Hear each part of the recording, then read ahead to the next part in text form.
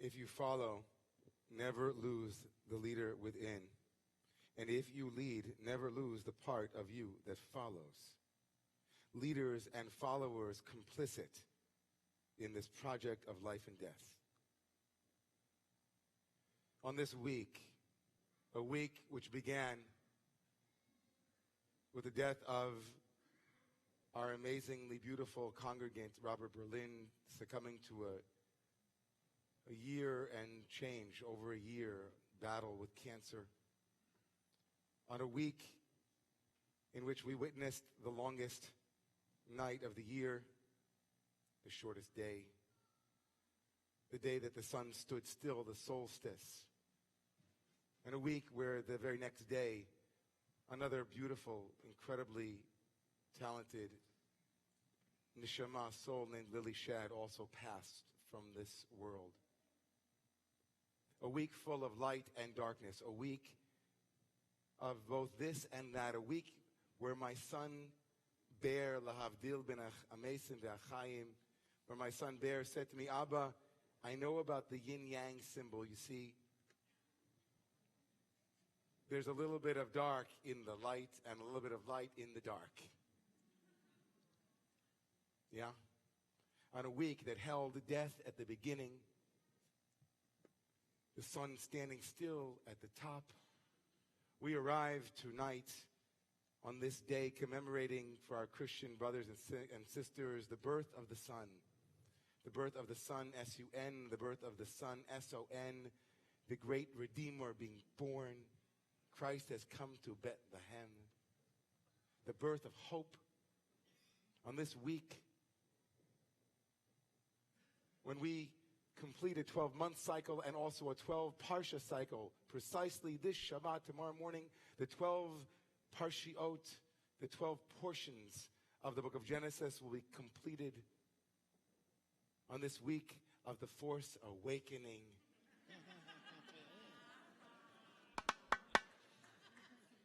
On this week where the battles for light and dark, for the potential redemptive core, the essential question, will dark or darkness or the absence of light prevail, or will light prevail?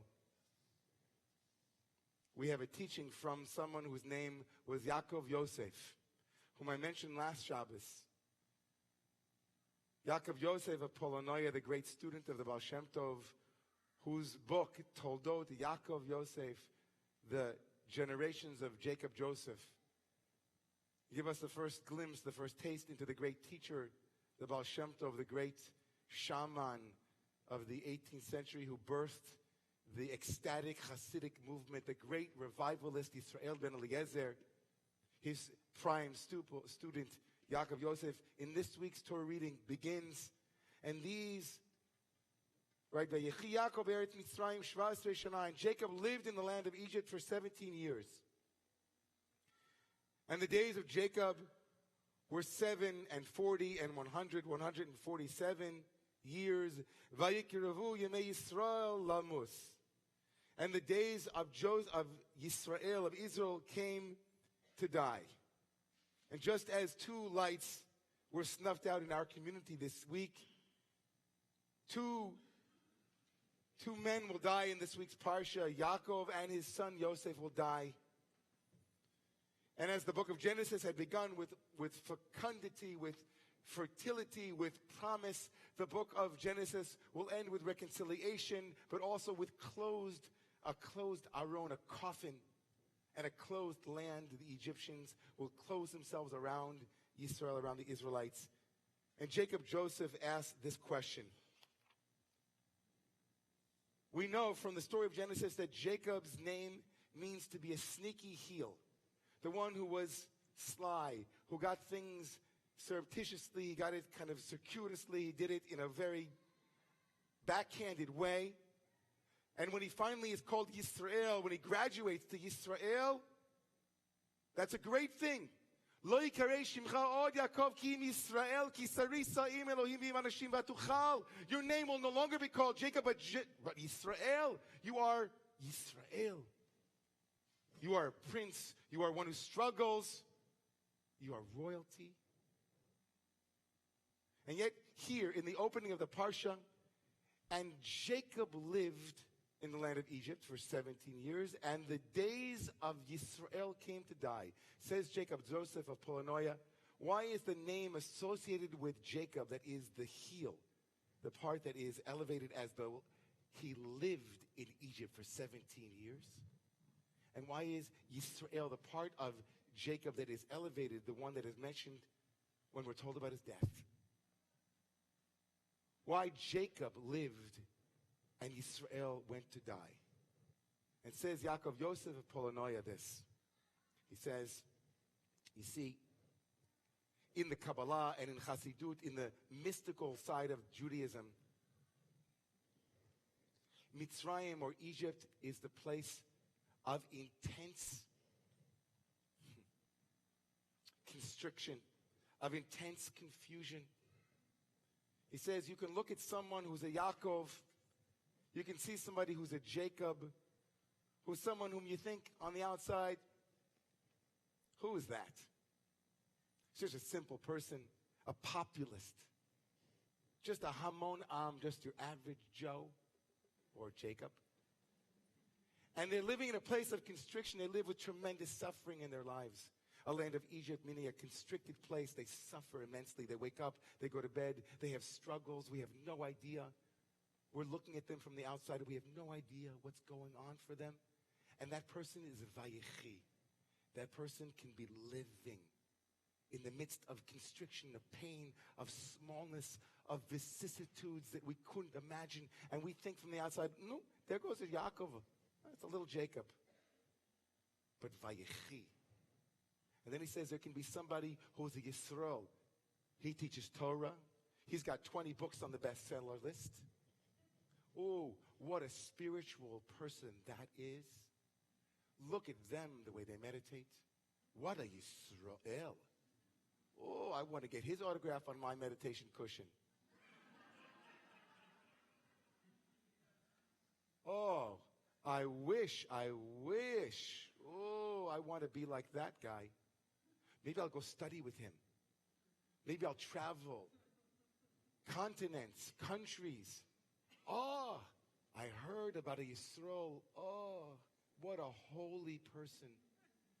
Maybe they'll bless my water. It says Yaakov Yosef of Polanoia, that person, Vayikavu Yemei Yisrael Lamus. That person, they're dead on the inside. It's a show. It's a sham. It's a joke. And in a parsha where the essential core question of Genesis is answered. Can I trust you, my brother? Can I trust you? Are you trustworthy? Who are you? Are you Joseph? Are you the dreamer? Are you the viceroy? Will you kill us when Jacob dies? The core question of Genesis, Haker na, can you recognize something? He looks like the eldest son, but he's empty. No, Reuven. Bini, Reuven, Bechori, Az, Pachaz Kamayim, you are so strong, but you're unstable. You look like you're the eldest, but you're not the wisest. You, Menashe, you're the eldest. No, Ephraim is the eldest. Don't sleep.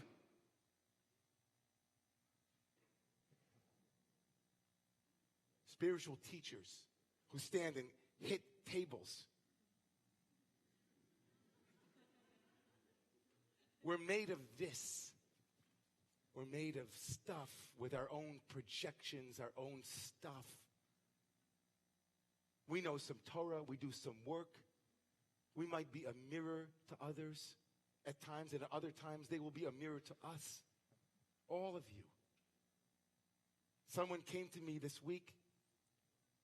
He's in the community, said, you know, Rabbi, I have to tell you something. I've been angry at you since Yom Kippur. See, on Yom Kippur, there was a moment at the end of Yom Kippur when you were in ecstatic state and you started chanting, Adonai Hu Elohim, Adonai Hu Elohim, God is God. And we didn't know in the community that it's only you that are supposed to chant it. And then we started to chant with you, and you waved your hand like that. And it felt so flippant to me, Rabbi, like you didn't care. And he was right. I said to him, you're absolutely right. I was upset in the moment because I wanted you guys to learn. I was so thankful that he told me that. I can't see that. There are so many things that we project in so many different directions. It's a wonder that we ever live in the same universe with each other. It's a wonder. I had the opportunity this week to be on stage to teach Kabbalah with somebody who's a very well-known teacher in the non-Jewish out there in the spirituality world. And the whole time I was thinking to myself, what's my responsibility being up here on this stage? Like, how did I get here? The Kabbalah is so much bigger than me and you and all of us. And I have a responsibility, if I'm teaching to you, to be honest and transparent, to be true.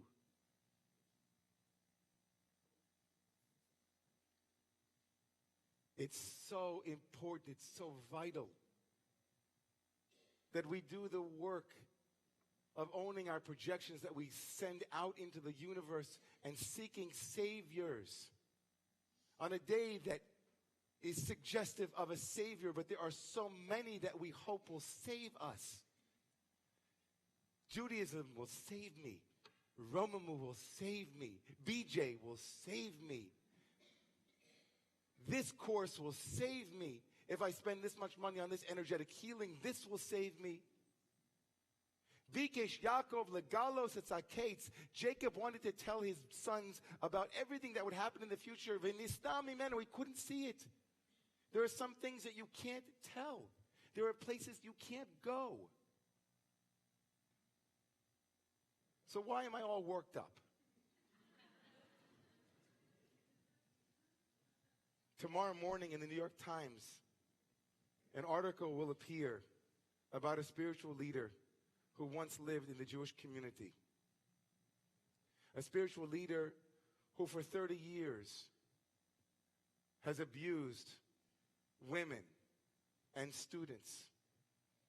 A spiritual leader that has used Torah in the most nefarious way to bring people close.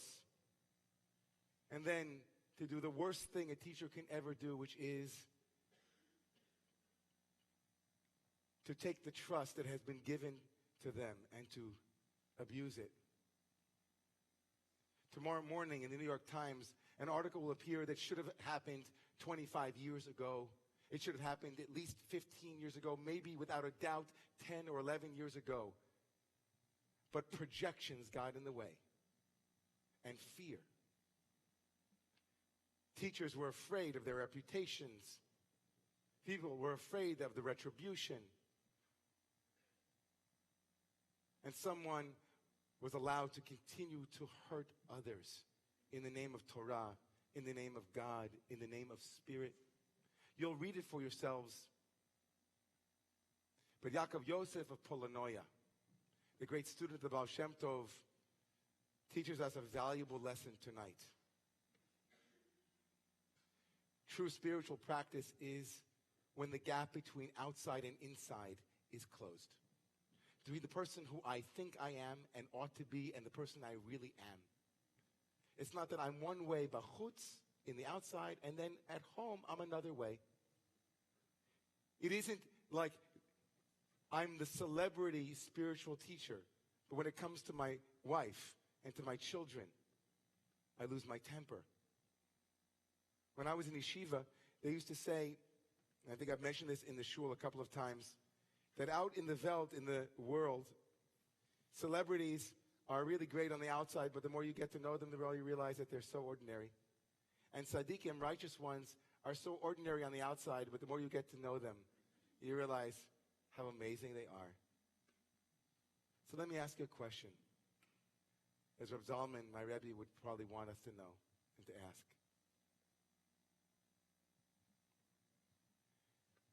Are you being honest with who you really are? Are we being true to who we could be? How can we become stronger in our own sense of our own power and not give it away to other people? How can we maintain a sense of our own inner integrity as we're called to evolve? And most importantly, if there are any hypocrisies in our life, how can we heal those hypocrisies? How can we bring together Yaakov and Yisrael? How can we bring together the one who presents and the one who's the real one, so that we are Yaakov Yosef, we are Yaakov Yisrael? That's our work in the world. I want to bless each and every one of you as we begin a new year next week. Jesus said, when we make that which is outside inside and that which is inside outside, then the kingdom will have arrived. When we turn these duplicities and binaries into unities, when we find a way to unify who we are in love and stand for what is true, we bring redemption. I want to bless each and every one of you, with a sense of safety and the sense of strength that comes with living with integrity. And I want you to bless me back and help me to be that teacher. I'll help you be that teacher too. Let's do it together. And let's rise.